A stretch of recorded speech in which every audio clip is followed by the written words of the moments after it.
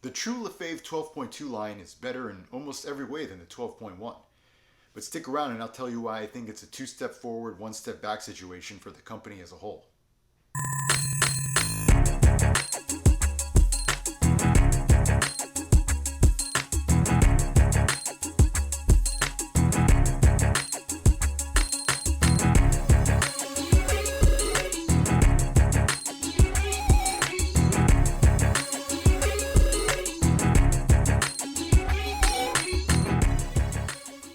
Hey guys, back again with another gear review.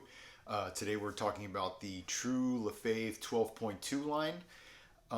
As you can see, I'm wearing my old school Patrick Waugh Avalanche jersey, even though I am a Panthers fan, but I do still have some jerseys of just goalies in general that I really like. And this I've had this since the 90s. But and the Avs are, one of the top teams still going in the playoffs. Unfortunately, my Panthers are out at this point, so whatever. Also, Patrick Waugh famously used Lefevre made pads for most of his career, so I figured it's appropriate for this video. Anyway, moving right along to the review. Usually I start with the leg pads and then I move on to the glove and blocker. I'm going to actually save the leg pads for last in here just because I have the most to say about it, so I'll just get the glove and blocker out of the way first. Also, I'm not going to overly talk about like the specs because I did a kind of out of the box brand new overview of this whole set where I went over the specs more on that. I'm only going to talk about it if it has to do something with what I changed on the pads or affected how I felt it played or whatever. But if you're really interested in the exact specs, just go watch that other video. This is going to mainly just be how it felt for me playing in it and what I think of it after playing with the stuff. So I'm going to start with the glove first. So as I said in my other video, this is a 600 break, but just kind of disregard that because the break is just whatever you order it to be, really. So that's what I think of the break. Is not really an issue for you necessarily because you're going to order whatever you want. But I'm just going to talk about what I think about the glove as a whole, kind of aside from the break, which I'm not crazy about the 600 break. So yeah, it's generally the same glove they've been making for a while. When you look at it, it basically looks the same, just aesthetically speaking. But I do like the kind of small improvements they made. It's been kind of thinned out. It's been lightened a little. And this is their game ready glove. And previously I had the 12.1 game ready glove, and I didn't feel it was really game ready. This felt much more game ready out of the box. Still not like perfect, but much more game ready out of the box. And the more I used it, the more it like broke in, started feeling like it was breaking in more. I feel like if I keep using this more and more, it's going to even break in more. Whereas with the 12.1 glove I had, like I didn't really feel it breaking in much, if at all, even the more I kept using it. So I do like that this definitely feels like it's easier to close, broke in better. Still has some work to do before it would be like buttery perfect, like how I have my Vaughn glove after using that for a long time. But it definitely feels better than the 12.1. Like I said, the only thing for me, the 600 break is not ideal for me. Feels a little odd. If I had the 590, I think I'd really love this glove. But even being that it was a 600, it wasn't that bad. It just feels a little off for me using it. But yeah, like the protection's still good, even though it feels like they kind of thinned it out a little bit, and that was an issue I had with the 12.1, where it just felt kind of clunky, chunky-ish kind of thing. This feels more streamlined, and that may be also why it's easier to close. I really like this pocket, the double T. I think that's the way to go if you're wondering about deciding between a single T or double T. I would say go with the double T, because it really tended to keep the pucks in there better than my 12.1, which I had the single T on. So yeah, that's basically it as far as this. I was kind of pleasantly surprised with the glove. I like it better than the 12.1, other than the break. And yeah, I like it. I think most people would like it. Like I said, get the double T and game ready. I guess if you're really concerned about protection, you could get hard on that. But even their game ready is very protective. And unless you're playing like some pro level or something, I really don't know why you would need anything more than the game ready, to be honest. But hey, you guys get what you want. I'm just talking about what I have here. So I like the glove. It's a positive for me. It's the glove pretty much an improvement all the way around. I wouldn't change anything or wouldn't want anything from the 12.1 over what's they've done with the 12.2. So the glove is completely better all around.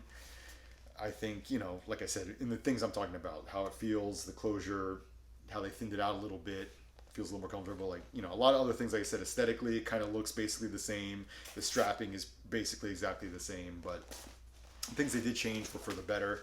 So I think it's a good glove. If you've used Lefevre gloves in the past, I don't see why you wouldn't like this one. Like I said, it seems like a better version of what they've done in the past. So that's the glove. Onto the blocker. Blocker, I have even less to say about because it's literally, you could have told me this was the 12.1 blocker and I would have been like, yeah, it feels exactly the same. So, yeah, man, it's, but as I said in my other video, even though their blockers don't really change over the years, it's still been one of the more used, well-used blockers by pros and whatnot. And it's a very solid all-around blocker. There's really nothing to complain about. Like, it might not do certain things the best of every blocker, but it's just solid all around. There's really nothing much to complain about other than maybe they could, at this point most blockers I would say are probably thinner than this, so they could maybe thin out the blocker board a little bit. But other than that, there's really not much I would say to change in this. I mean, it felt about the same as other Lefevre blockers I've used as my 12.1. Which isn't a bad thing. So, yeah, I really like the sidewalls, very sturdy. The rebounds off it were decent. It's not Bauer level, but it wasn't bad or anything. Protection felt good. I had no problem holding the stick right off the bat. There's really no break-in process with the blocker. So yeah, I mean, like I said, that's why you see why I wanted to get the glove and blocker out of the way, because really not a whole lot to say about it other than what was in my out of the box video and what was even in my 12.1. They're very similar. So yeah, not much more I can say about that. So now this is going to be where the video gets a little longer because I have a decent amount to say about the leg pads. And as you saw in my intro, how I said it's 2 steps forward, 1 step back. So the 1 step back has mainly to do with the leg pads. And it's just kind of a general thing. It's not necessarily these specific pads, but it's kind of a general thing with the company, True Lefevre, whatever. I'm saying True Lefevre because it's being produced under True, but it's made by Lefevre. So when I'm talking about like decisions being made of the pads, I'm just going to say True Lefevre together because I'm not exactly sure who has the final say. I mean, I would assume it's basically Lefevre has their say, whatever, and then True just puts their name on it. But I'm going to say both things when I'm talking about it. So if you saw, first I want to tell you what I changed about these pads because I made a pretty significant, I would say, change to them, more so than I don't think I've ever done anything like this with any pad I've had before. I don't really like to mess with. That's why, if I'm ordering custom stuff for myself, you order it custom to what you like to begin with, so you don't have to mess around with it or, not much messing around with it when you get it. So if you remember with these pads, I showed you the knee cradle when I first got them, and they didn't have the recessed knee cradle. They had the extra padding that's against the backside, and then it had on the outer knee, it had like an extra flap, and it had the thing to put the Velcro across, which I don't use that anyway. I put the Velcro down by the calf. So whatever. I mean, that's not something I would order, but I was going to use it like that just because I know eventually I'm going to sell these or whatever, and I just figured whatever, I'm not going to change it.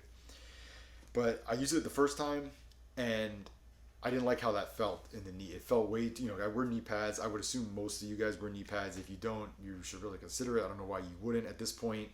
Even if you have a really good butterfly, there's always going to be a time where you get caught like at a weird angle, the puck gets deflected or something, and you're going to get caught in the knee, and you're going to be sorry if you're not wearing extra protection there. I really would urge everyone to wear knee protection, knee pads. So if you're wearing knee pads, that's really an outdated thing to have the non-recessed knee cradle with all the extra padding and stuff in it.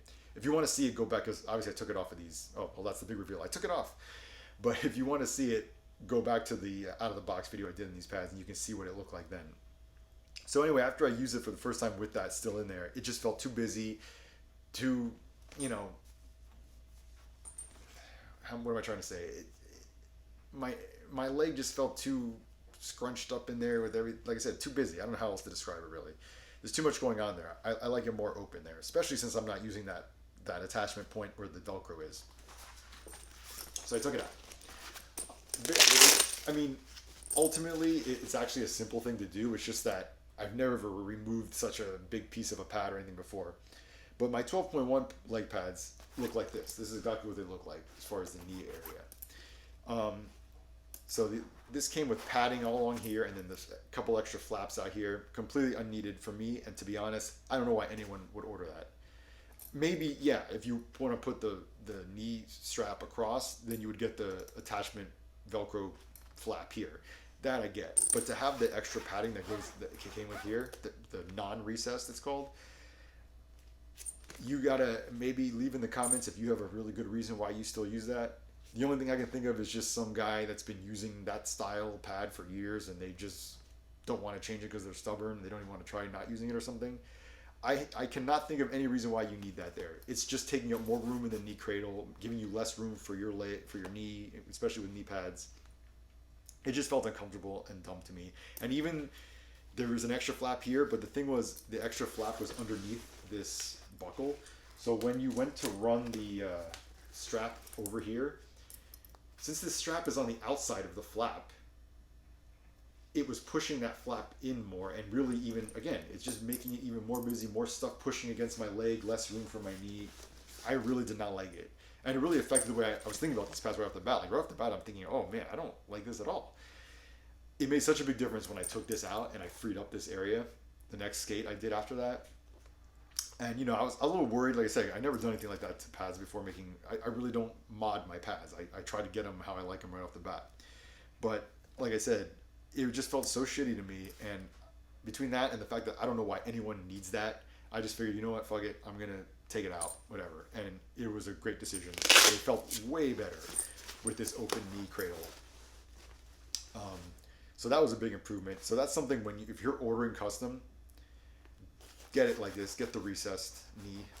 If you're even thinking, I don't even know, you shouldn't even be a question in your mind. But if it is, get the recessed knee. Get it like this. Maybe get the flap, the Velcro flap here if you put the Velcro across the knee. Otherwise, though, don't even get that. Just have it open. So yeah, so then once I removed that, the pad felt a lot better on my leg. This pad did not come with the FRS strapping system here. This was ordered with the FRS Delete, which when you order the FRS Delete, it takes that out and it adds 2 leather straps around the calf. So this was more of an old school strapping style. And generally it wasn't that bad or anything. It's just that what I found is the pad doesn't rotate on your leg quite as well with this old style strapping. And not that it does it bad or it really was doing it like in the course of play, but there'd be certain times where like maybe there'd be a rebound kind of in front of me and I go to reach for it and then the pad, like, I don't know, it over rotated, or under rotated. It under rotated, yeah. It under rotated, so like the face of the pad was like down on the ice a few times, but it was more when I was like lunging forward at a puck, not really just doing a generic butterfly movement or something when I'm making a save. So it's not that it in general rotated bad. It's just that I think the FRS strapping system is probably the way to go. Obviously, I haven't used the FRS system since it didn't come on these, and I was hoping it would. I was looking forward to using it, but whatever. But the reason why I'm just going to go ahead and say it's better even without trying it is just because it's their version basically of like a professor strap or whatever. It's just another way to skin a cat. It's all these Velcro or elastic Velcro strapping systems really rely on that anchor strap. So the anchor strap is in some, it's the professor strap. In this, they have the FRS strap. It's just a way to initially anchor the pad to your leg, and then you have some auxiliary strapping to just kind of really dial it in more. Because like when pads first started coming out with just the elastic strapping and they were getting rid of the leather straps, what I found was like a lot of them didn't have the professor strap right away because that was mainly like a Vaughn thing, and even Vaughn at first wasn't having it as like a stock option on their stuff, but they weren't having like that anchor strap, and they were just trying to get away with like basically they had like still the same old style strapping, but they would just remove the leather straps, and I felt like it didn't stay on your leg good, didn't rotate good. specifically, I'm thinking of I tried a set of Brian Heritage, or not a set, but a Brian Heritage pads, and they had the all elastic strapping, and I thought it did not stay on my leg well at all. I really didn't like those pads, and a lot of it had to do with that strapping system, but it didn't have any kind of anchor strap, no professor strap, nothing like that. And then also the Bauer 1S pads that I had, they did come with like a homemade professor strap the previous owner had, but the 1S pads themselves, when they came out, they didn't have it. And I could tell that homemade professor strap that the previous guy had put on it was really helping with those. So really, and if you notice now, all these pads come with some kind of, like I said, anchor strap. Whether it be in this case the FRS system, or in other cases like the professor strap thing that goes up here. As long as you have that anchor strap, the elastic only strapping will work. So my advice would be get the FRS on this. It's just more modern. It works better. This is just an older style with these leather straps. Not that it was terrible or anything, but I would have preferred the FRS system and not have these leather straps here. But it's not, in the end, it's not a big deal. This was just obviously between that, the leather straps, and the old style non-recessed knee. This was obviously somebody, whoever ordered these or these were made for, had to be like an older guy that's just used to like these old spec stuff and doesn't want to change for whatever reason. But this is all stuff that you can get. It's options for you, right, when you're ordering custom. So this isn't necessarily something against this pad in general. This is just the way these specific leg pads were made that I would have changed, or in this case I did change for the better. So that's that. Like I say, I recommend sticking with the FRS system, which is what the stock is, and not doing the delete with these leather straps. If you're still using leather straps, I urge you, welcome to 2021. Try new things, man. I get it.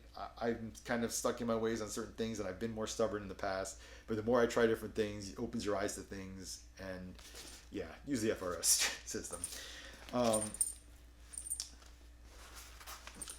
Another thing that this came with that I actually really liked is the toe tie. Their proprietary toe ties, or toe bungee system here. When you order, there's some options. You order custom, there's some options. You can get like skate lace. I think there's like some other option too, but I just went with not that I went with, but this came with their bungee system. On every other pad I've gotten recently, like I used to use just skate lace for years. Then I finally tried the Kova toe tie system, which you've seen me talk about in multiple videos. And ever since I started using them, and I really like them, I would just put the third-party Kova toe ties on all my pads. On this one, I initially I was thinking just to do that without even trying these, but I don't know, I figured whatever, they seem okay. I figured I'd try them, and I actually really like them. I would still say the Kova ones, for me, if I have to pick which one is better, if I have to pick a winner between the two, I would say I still like the Kova a little better, but these are completely fine. I can use these no problem. Out of anything I've seen so far that actually comes with pads that are not Kova, these are my favorite that I've experienced, or seen, used, whatever. So they're very simple to put on. You just put them around your skate through the bottom over the top, Velcro them together, and you're good to go. The only way I would say that the Kova ones kind of beat this out for me is just the Kova gives you a little more leeway. It's not as tight as this. This still puts it's not as forgiving with the bunginess or stretchiness of it. So it still puts a little more torque on your ankle than the Kova one does, and that's really the main reason why, to me, I would still recommend Kova over this. But it's not a huge difference, and this is still fine. Like I said, I still like these. I think it's a pretty good system. So if you're not planning on putting some kind of third-party toe ties on your true pads, I would say order these. These are good. You'll be good with these. You'll probably like them. But so this is all stuff. That's all stuff, like I said, that it's like options you get when ordering it. So now let's talk about how the pad performs. This is and that's where I'm saying this pad is pretty much better in every way than the 12.1.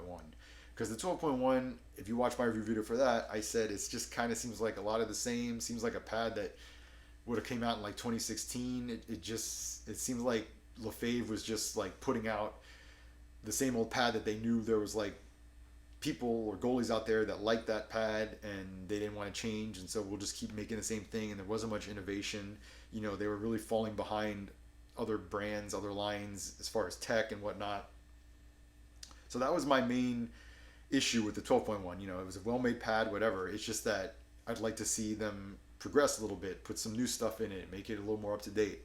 So that's definitely what they did with this one. You know, they really put more thought and effort and technology into the 12.2 line. So as I talked about in my other video for this, you know, you can see right off the bat they thinned it out more, and it's just more of a rigid altogether body and design to it. Whereas the 12.1 was like more squishy, softish foam, if that makes sense, even though it wasn't necessarily a soft pad. But this is, you could tell like the body, the structure of it is just very stiff, very sturdy. So what that does is it keeps its shape, it seals the ice better than the 12.1 did, and it even helps it slide better. Because while this still has the same sliding material that the 12.1 had, which I didn't think was very good at all, I didn't think it was any better than regular Gen Pro in the 12.1, I felt like these pads slid better, but this is the same sliding material. So what does that mean? To me, that means, well, what else changed in the pad? Like I said, it became more of a rigid structure pad, keeping its shape more. They thinned it out so it's less surface area on the ice, and it's not squishing down on the ice, you know, creating more surface area touching on the ice because of how solid and hard everything is here. So you have a nice, hard, thin surface touching the ice, less friction, and that's most likely why it slides better. Because like I said, this is the same crappy sliding material that was on the 12.1 that I really didn't like. So if you are ordering, I would say you're probably better off going either with regular Gen Pro, or I've heard, I haven't tried it myself, but I've heard their weave material is their best sliding material out of between this, the weave, and the Gen Pro. From other people's reviews that I've seen, they seem to really like the weave. So if anything, I would say get the weave, but you know, this sliding material doesn't really do much in my eyes. And you're very limited with the colors because it only comes in white as last I checked, unless they maybe just recently started offering more colors. But as far as I know, they're only offering this sliding material in white. So that limits you if you're trying to go for a more colorful pad. But otherwise, I wouldn't worry about using the sliding material because I don't think that is doing anything. But the pad in general does slide better than the 12.1. It actually puts it more, you know, it's still not like, I would say like the best sliding pad out there or up there, but it's at least in the conversation now, whereas the 12.1, man, it did not slide very well at all. It was in the lower end of best sliding pads. This one at least is now, you know, in the conversation of becoming in that upper echelon of sliding. So I was pretty impressed with that, you know, and I like that it felt less chunky than the 12.1, especially in the boot area. The boot was definitely thinned out, which adds more flexibility to the boot. So you can see like the boot can really like come inside, bend inside like that more than the 12.1, even though I had gotten the soft boot with that. Just because of the chunkiness of it, it kind of prevented it from being as flexible as it could be. Whereas this one, since it's thinned out more, it has a little more give to it. So I really like that. The rebounds off of this were further than the 12.1, but it's still not like a Bauer level crazy hot rebounds off it.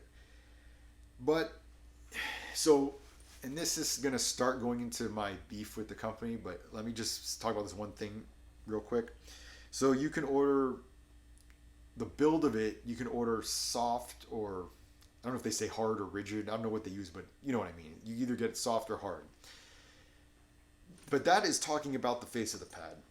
Originally, I assumed that meant like the entire build of the pad, meaning if you ordered the soft pad, like it's a more softer, flexible pad altogether, or if you ordered the stiff pad, whatever, hard, stiff, whatever they call it, it makes the whole pad stiffer, more rigid, whatever. But what I learned since making the initial video on this is actually that's only applied to the face of the pad and has to do with rebounds. So if you get the soft, it makes the face of the pad soft or softer to kind of kill the rebounds a little more. And if you get hard, it makes it more of a solid, hard surface to try to kick out the rebounds more. Now, since I didn't order these myself, I don't know the spec that was ordered for that. I'm just going to have to go by my feel of it. And as you can see, it has a little give to the face of the pad.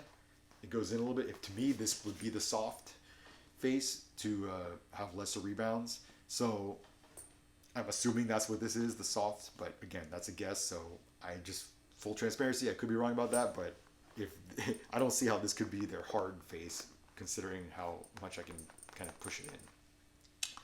So me saying the rebounds off this aren't like super hot or whatever, well, that could be because this is the soft face. And maybe if you get the hard face, the rebounds would be, a lot more impressive coming off it.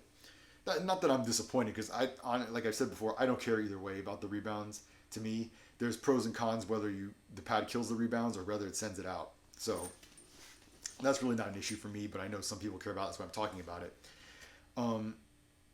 So now building off of that, and my confusion as to the whole soft build, stiff build of the pad, after I made my initial video looking at these, I think it was in GGSU, somebody commented saying that they had talked to Lefevre, I don't know, they emailed them or something, and Lefevre told them that the stiff versus soft build option had nothing to do, it doesn't make the pad softer at all. It's only the face of the pad. So they told me that, and I'm thinking, well, that's kind of weird. It's the flat, this is the, continuation of the E-Flex line, whatever. This is true Lefevre's flexible pad compared to the 20.1. So why wouldn't there be an option to make it softer, more flexible? So even though he told me he was talking to Lefevre, who knows, it's a guy I don't really know, whatever. So I didn't believe him. Like, that doesn't make sense. So I actually messaged the pro rep for True. I've talked to him a few times before about things. So I messaged him and I asked him about it. And sure enough, he confirmed with me that, yeah, the only thing that changes the flex on this pad is the brakes that you order it with, which I will get to that soon. But yeah, the different build you order apparently has no effect on the pad. So you're not going to make this pad any softer or more flexible by getting the soft build. It just changes the face and how the rebounds come off it. So that option, and it's a little confusing to me because I feel like most people would probably assume it affects the whole pad, not just the face of the pad, because they don't really specify that when you're ordering or when you're looking at the options to order. But I'm still kind of in shock about that, to be honest with you. But I've had now, this is two different people telling me this, one being the pro rep for True. I don't know why they would be giving me the wrong information. So yeah, so ordering soft or stiff build is not going to affect the flex of the pad or the feel of the pad. It's going to affect just the rebounds coming off it. So now, what does affect the flex of the pad? And this is getting into my, not beef, but what I think is a mistake by the company. When they were making their E-Flex line under CCM, I think even with the E-Flex 3, they were still offering double internal, double external brakes.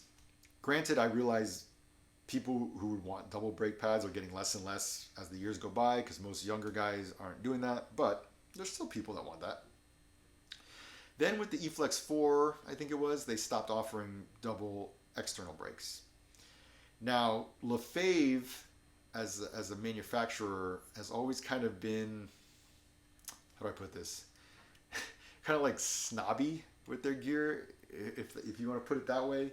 What I mean by that is they kind of have this air about them where it's like, oh, we know what's best. It's our gear, we're making it, we know what's best, and we know what you should not order, so we're not even going to give you that option. Like, they were one of back when they were making it for Reebok and even CCM, when other companies started offering even more and more custom options to the public that used to be only for like pros, Lefevre was still like limited with what they were offering. They were seemed like they were very reluctant to offer a lot of options to the public. It would be just a few little things here and there. Eventually, I guess they caved because they just saw like all the other companies offering all these options, and they figured, well, we have to start offering more options. But even then, like I said, it seemed like they were reluctant to do certain things, or they would just kind of have this deal where it's like, we're not even offering this because we know what's best and you don't need that on your pad. So they stopped offering the double external brake. So when I ordered my 12.1s, the most I could get, because as you know, if you've been watching my videos, I like really flexible pads. The most I could get with the 12.1 line was the double internal, no external. I was told that was the way to go for the most flex, because you couldn't do double internal, single external. You can only do single internal, single external. It's very confusing when you start talking about all this internal, external, double, single, whatever. But try to bear with me here. So I got the double internal, no external with my 12.1s, and was told that was the way to go for the softest version of that pad. Now with the 12.2 line, if you look at your options, you can't even get double internal anymore. The most you can get, I'll give you the option you get. You can get no brakes either way, none internal, none external. You can get single internal, no external, or you could get single internal, single external, which is what I got with this. I mean, not that I got it, but it's what the pads came with when I got them from the shop I ordered them from that were made for somebody else. So as far as I understand, this build is as flexible as this pad's going to get. You see it flexing? You see the boot flexing? You see, I'm really trying to flex it. And the only thing, it has a slight flex at this one brake. But that top thigh part does not move. I mean, like if you literally put my entire weight and I was trying as hard, sure. There's no force being put upon the pad when you're playing, though, that's going to do that. So this thing's going to be completely stiff and not going to be bending in the course of play. Now, of course, some people love that build. Some people would purposely request that build when they order their pads.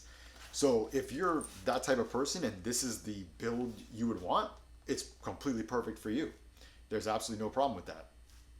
The problem arises is if you're somebody like me who your perfect pad is something pretty flexible, and softer, basically true Lefevre doesn't make a pad for you anymore.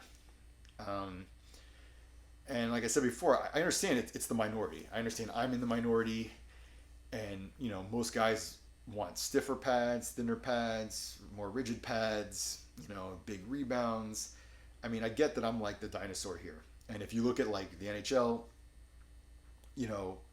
other than off the top of my head, I can think of like what Jonathan Quick and Jack Campbell use like older style, super soft pads. Like Vaughn is making literally making their older versions of the velocity line for them. Like Quick uses a V4 build, and Campbell, I'm not sure, but if you look at his pads, they look like similar, like V4, some older version of a velocity pad.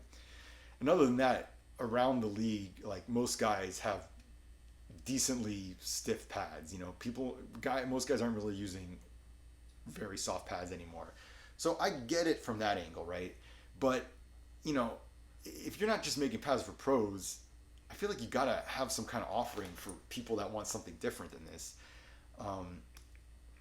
And beyond that, if you have more than one line, you should have differentiation between the two lines, more so than just like something that just seems like an option. Like, for instance, to me, this doesn't seem very different than the 20.1 line at this point. If this is as soft or flexible, however you want to say it, as it gets, then the difference between this and the 20.1 is basically knee rolls, and maybe the boot is a little softer. I mean, that just seems like something you could get as an option, like you do knee roll, delete, and softer boot. Just put that as the 20.1 and just have those options on it. Or really, knee rolls don't mean anything. It's just aesthetics, the knee roll. So that doesn't even mean anything, to be honest. So really, if you don't even think about that, then you're talking about basically boot softness or boot flexibility as the difference. Most manufacturers offer that as just an option. They don't put a whole different line out just for their boot being different. So that's where I'm thinking, to me, that I feel like it's the step back for the company, and I think they're making a mistake, just disregarding guys who are looking for that type of pad. Because while the 12.1 pad wasn't like as soft or flexible as my Vaughns that I really love, it was at least more so than this. But my problem with that was like it was just too chunky. So like if they just would have kept that same build and just thinned it out, man, I really feel like it could have been something that I mean, maybe still not would have beat out the Vaughn for me, but it probably would have been the closest competition I've ever had so far in trying anything to coming to my Vaughns. Because to be honest, while there's been pads I like better than others and some I'm more impressed with than others, whatever, there's never been something that realistically has made me stop and think like, man, maybe I should change for my Vaughns. There's nothing that's come close. If they would have kept that 12.1 build and then just made some of the changes with this without changing completely changing the internal build of the pad, I think you might have had something, because you thin it out, it probably has a little more give to it. But man, this thing is just so stiff above the brake. And then the other thing about that too is, so where the brake is on the inside part is here, right? You see it comes across. This would be this on the inside part where the brake is. You're not even getting the full effect of that brake, because you see what happens? The knee landing touches the calf landing. They put like hardly any space here. If you look at some other pads, especially like I've seen, for instance, I think it's the Bauer Hyperlight, when I saw some video about that, they have a pretty good size gap there. Why? So just for this, so this interference doesn't happen. Because you can make this brake as flexible as you want, but if this is being held up by this, it doesn't matter. It's not flexing. Because watch, I'll show you what happens. If you push this in and out of the way, now look how much more flex that brake has, right? But of course, you can't have this like this because your leg is in there. So this calf landing is going to be like this, out flush with the knee landing, and that's stopping it from. I mean, it kind of defeats the purpose of having that brake there, right? See, you put that out. And once you get that out of the way, you have much more flex. So they should have added more of a gap here. So at least the one brake they do give you provides more flex. So, to me, just that complete lack of flex in a pad that's supposed to be their more flexible pad defeats the purpose. So, that being said, it actually didn't feel all that bad. It's just that, though, ultimately, it's not something I would choose to use full time as my main pad because of that. Whereas if they allowed double brake and they kept the internals more like the 12.1, so that the pad just had an overall softer feel, it might actually be something I could use as a full-time main set. But that's why I say, if this is the kind of build you would get custom, even if they offered other options, you are going to absolutely love this pad, because as is with this build, it functions great. It's just that for me and for a subset of goalies that want a certain type of pad, you kind of no longer have that option with True, or you can't even come close, in my opinion, with True Lefevre anymore. So yeah, that's to me that's like surprising. Because then why even have another line other than the 20.1? So yeah, so that's what I'm saying. Like, in just about every way, I feel like they improved upon the pad, especially if you're looking for this specific type of pad. And I realize that, like, and if you look at most stock pads that are coming out, like the stock versions of pads are to have a stiff above the knee, this whole area stiff, and have a soft boot. A lot of pads have that as their stock build. So I get it from that perspective. I just don't get not offering other options besides that. Like, the only other options is to go even stiffer than this and have even less flex. So yeah, but like I said, it slides good, it felt lighter and thinner. So like having that less chunky and lighter feeling did feel better than the 12.1. I just feel like, for me, some sort of meld of a 12.1 with this 12.2 kind of in between maybe would have been like the perfect pad for me. It's just like they went from being so far behind of having like an old pad to now like so far on the other side that it's like it completely passed me over for like as far as what kind of pad I would like. And you can definitely make a more modern pad that still has that soft, really flexible feel. And that is why I love my V9 so much, because I was just amazed. To be honest, I didn't think Vaughn could do it. I always would say with the older Vaughn versions of the Velocity that I get why people don't like it. I get that it's like an older pad, but it's just I couldn't get over the perfect feel for me. It just felt so good. With the V9s, they managed to keep that feel and bring the pad into 2021 and give it a lot of the modern options to it. So it's possible. They, Lefebvre, again, I don't know if it's because they just feel like they know what's best and they think, no, if you want to be a good goaltender, you need this build, you know. And I get that there's performance benefits to this, but at some point, when does performance and comfort, when does one take precedence over the other? Like, how much are you going to give up comfort for performance? Because if something just feels like shit on your leg, but yeah, it slides great and it kicks out rebounds and it seals the ice great, are you going to look past that it just feels like shit on your leg?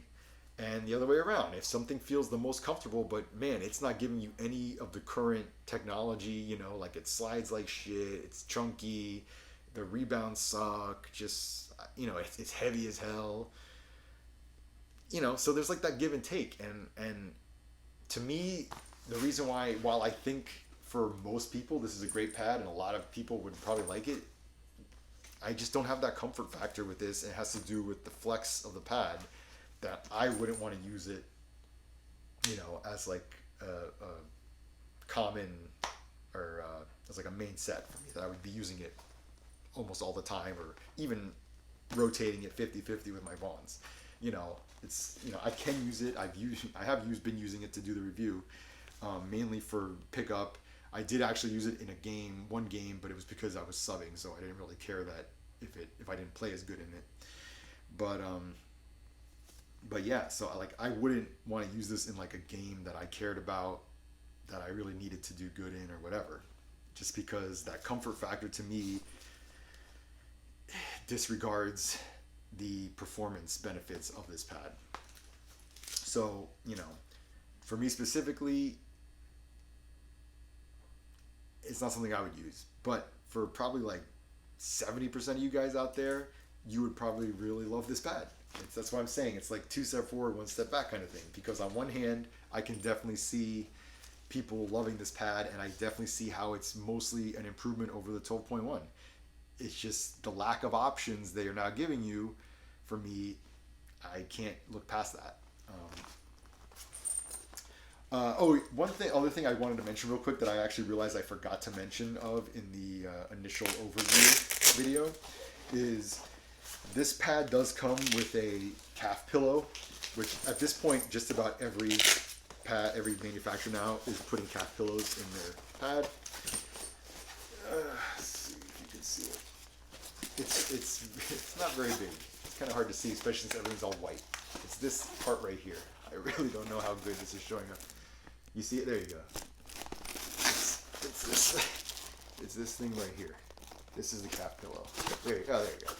See it? That's the calf pillow. Now, to me though, the kind of downside with this calf pillow is, one, it's sewn in. Most pads have it as a Velcro in option. That way, if you, for whatever reason, you don't like it or don't want to use it, although I don't know why you wouldn't. I feel like calf pillow is better than not having a calf pillow. But if most pads give you that option. It's just Velcroed in, so you can take it out if you want. My Vaughns have the calf pillow Velcroed in. This is sewn in, so you don't have that option. Also, it's pretty, as you can see, as how hard it was for me to show it to you. It's not very big. It's kind of small. So I feel like it's not giving you as much of a benefit maybe as something with a bigger calf pillow in it would. So to me, I would, if they were asking what I think they should Velcro it in instead of sew it in, so it gives people options. I'm all about options. If that's kind of the theme here. I'm all about giving more options. They seem to be more about giving less options. So I would tell them put it Velcroed in so you can take it out if you want, and also I would say make it a little bigger, especially extending it a little further too. I think it's not that long either. I would extend it a little further, maybe even bring it out a little more. And maybe even make it a little thicker. I mean, it's pretty thin. It's not really that noticeable, to be honest, which is why I forgot to even talk about it in my initial video, because it's very easy to just miss. And to be honest, I didn't really notice it much playing with it. So, while it does have the calf pillow, it's not much of one. It doesn't give you the same benefits as some other company's calf pillow will. But so yeah, that's my basic review of these leg pads. So like I said, I mean, it might sound like I'm complaining. It's really just that one issue about the lack of options that I'm complaining about. But other than that, it actually really is a pretty good pad. And if you like this type of build or even a stiffer build than this, or you're just a big Lefevre fan, I think you're probably going to really like this pad. And like I said, the majority of goalies probably will like this pad. As you can see in the NHL, a lot of guys are using this pad. So it's a successful line for them. But going back to the options thing and how they don't, now you can't get like a certain build. If you've noticed, there's been a few guys in the NHL that are still using 12.1 pads. It's kind of weird. And before I got these pads, I had no idea why they would. I'm thinking usually they put these guys in their newest line. I think off the top of my head, like Malcolm Subban, I think still uses 12.1. UC Saros still uses the 12.1 line. There might be one or two others, but so there's a few that were still using 12.1, and I thought it was kind of weird. Like, why are they still using the 12.1? But now, after using this and seeing what they've done as far as limiting certain build options, maybe that's why. Maybe the softest or most flexible version of this pad, which is this, is not flexible enough for them. In which case, they stuck with the 12.1 line because they like that build better. I don't know this for a fact. This is just me thinking out loud, but that would make sense. That's why they stuck with the 12.1. Because other than that, I really don't know why they would stick with the 12.1. Most guys don't stick with the older model once the new model comes out. So yeah, pretty good pad overall. Definitely an improvement over the 12.1 in general, and most people are gonna like this pad.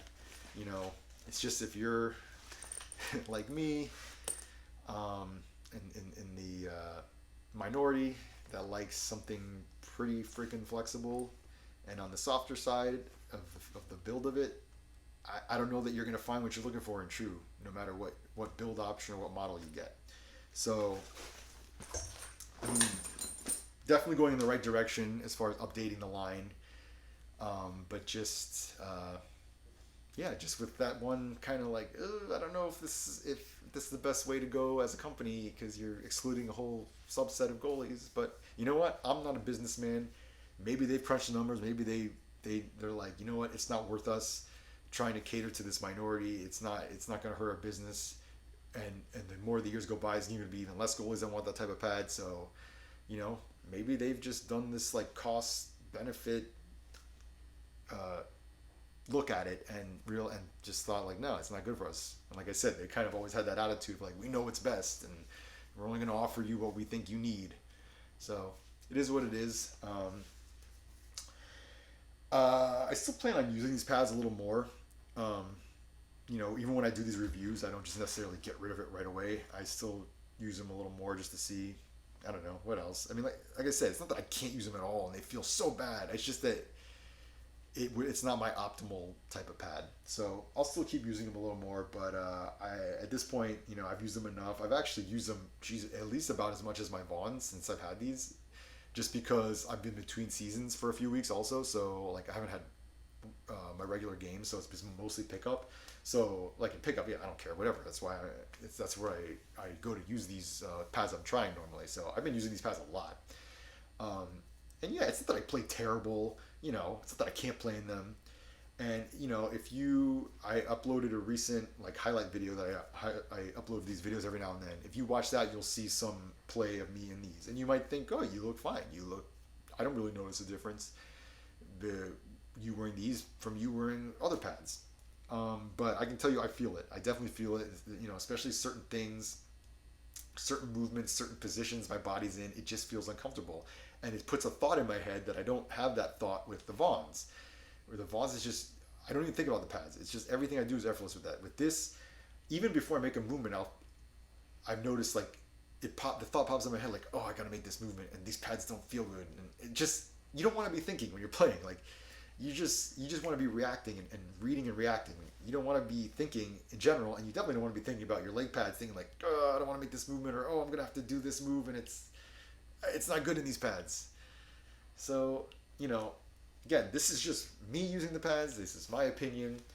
Um, I'm sure, and I encourage you watch as many review videos as you can about any pad you're interested in, and I'm sure you'll see other people that'll probably say they absolutely love this pad, and I can definitely see why people would love this pad. I do think it's a very good pad. It's just the lack of options in general with the company that bothers me. But um, yeah, so overall, pretty good pad, man, and an improvement in just about every way over the 12.1 line. So if you're thinking about these pads and what I'm saying these pads are, or the options they give you fit what you want, by all means, go for it. I recommend them to you, and I think you'll be very happy with them. If you're looking for a little bit more of a traditional feel of a pretty soft, flexible pad, I would say really think long and hard about getting these true pads. Um, so it's about all I have to say about it, I guess. And I was kind of hoping this video was going to be shorter than some of my other ones since I raced through the glove and blocker, but there was just a lot I had to say about the leg pads, and I knew that was going to happen, which is why I left them for last. But it is what it is. You know, I know my videos are kind of long, but I just really want to be thorough with you guys, and I do these videos as if I'm just talking to a buddy and telling them about the gear. So yeah, so that's it for this video. I'll see you in the next one.